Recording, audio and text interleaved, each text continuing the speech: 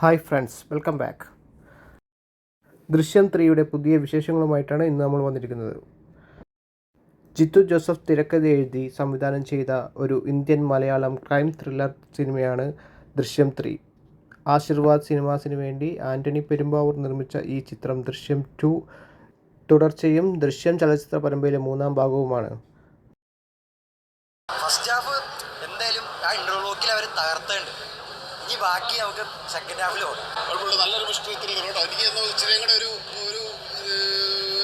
ദുരൂഹ തോന്നുന്ന ഇതിലാണ്. എനിക്ക് ഒന്നിലും രണ്ടിലും ഒക്കെ ഇച്ചിരി കൂടെ കൂടി ദുരൂഹ തോന്നുന്ന ഇതിലാണ്. പടം ഏതായാലും തൂക്കും, ഉറപ്പുള്ള കാര്യമാണ്. ഈ വർഷത്തെ ഏറ്റവും വലിയ ഹിറ്റാനാണ് സാധ്യത. ജോറോട്ടിയുടെ ആ ദുരൂഹത ഇപ്പോഴും തുടരുന്നു. ഫസ്റ്റ് ഹാഫ് കഴിഞ്ഞപ്പോൾ തന്നെ എല്ലാവരും പറയുന്നത് നല്ല വമ്പൻ ഹിറ്റാണെന്നാണ്. ഇൻഡസ്ട്രിയൽ ഹിറ്റിലേക്ക് പോവുകയാണ് ദൃശ്യം 3 എന്ന സിനിമ. എല്ലാവരും എത്രയും പെട്ടെന്ന് തന്നെ തിയേറ്ററിൽ പോയി സിനിമ കണ്ടതാണ്.